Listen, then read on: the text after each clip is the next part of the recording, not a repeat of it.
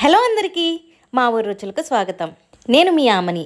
High protein chapati ఈ విధంగా prepare చేసుకోండి. టేస్ట్ అయితే చాలా బాగుంటుంది. అంతేకాదు చాలా సింపుల్గా ప్రిపేర్ చేసుకోవచ్చు. పిల్లలు కూడా చాలా ఇష్టంగా తింటారు. ఆల్వేస్ పెసరట్టు కాకుండా ఇలా ఒకసారి ట్రై చేయండి. టేస్ట్ అయితే నెక్స్ట్ లెవెల్ అని చెప్పొచ్చు. అంతేకాదు ప్రోటీన్ ఫుడ్ కాబట్టి హెల్త్కి కూడా చాలా మంచిది. నేను ఇక్కడ ఒక బౌల్తో మొలకెత్తిన పెసలు తీసుకున్నాను. మీరు ఈ ప్లేస్లో నానబెట్టిన పెసలైనా తీసుకోవచ్చు.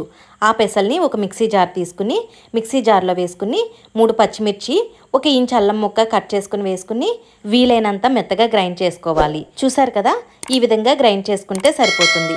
ఇప్పుడు ఈ పేస్ట్ని పక్కన పెట్టేసుకోండి.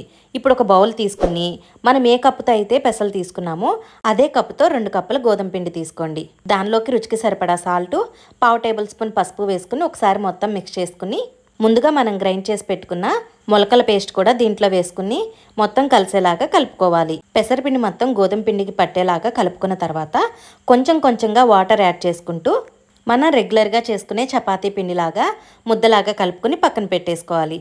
చూసారు కదా, పిండి ఈ విధంగా కలుపుకున్న తర్వాత పైన కొంచెం ఆయిల్ అప్లై చేసుకుని మరొకసారి మొత్తం కలిసేలాగా కలుపుకుని దానిపైన ఒక తడి క్లాత్ మూతేసుకుని అరగంట లేదా గంట సేపు పక్కన పెట్టేసేయండి. నేను 1 అవర్ తర్వాత చూపిస్తున్నాను. పిండి మొత్తం నాని చాలా మృదువుగా ఉంది. ఇప్పుడు దానిలో నుంచి చపాతీకి మనకు కావాల్సినంత పిండి తీసుకుని పొడిపిండి గోధుమ పిండి చల్లుకుంటూ మనం రెగ్యులర్గా చేసుకునే చపాతీలాగా వీలైనంత పలచగా చేసుకోవచ్చు.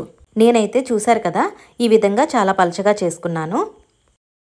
ఇప్పుడు దీన్ని స్టవ్ మీద ఒక ప్యాన్ పెట్టుకుని ప్యాన్ హీట్ అయిన తర్వాత మనం చేసి పెట్టుకున్న చపాతీ వేసుకుని ఆయిల్ ఏమీ వేయకుండా 2 వైపులా కాలేలాగా తిప్పుకుంటూ కాల్చుకోవాలి. 3 సార్లు ఇలా 2 వైపులా కాలేలాగా తిప్పుకుంటూ కాల్చుకున్న తర్వాత లైట్గా 2 వైపులా ఆయిల్ అప్లై చేసుకుంటూ 2 వైపులకి తిప్పుకుంటూ కాల్చుకోవాలి. స్టవ్ మీడియం టు హై ఫ్లేమ్లో పెట్టుకుని 2 వైపులా కాలేలాగా తిప్పుకుంటూ కాల్చుకోవాలి. ఈ విధంగా 2 వైపులా కాలేలాగా తిప్పుకుంటూ కాల్చుకోవాలి. అంతేనండి, చాలా ఈజీగా ప్రిపేర్ చేసుకోవచ్చు. ఈ హై ప్రోటీన్ చపాతీ ఏ కర్రీతోనైనా చాలా బాగుంటుంది. డైట్ చేసే వాళ్ళైతే పప్పు ఆకుకూరతో అయితే ఇంకా బాగుంటుంది. ఒకసారి ట్రై చేసి చూడండి. Thank you for watching. Video నచ్చితే లైక్ చేసి సబ్స్క్రైబ్ చేసుకోండి. Thank you.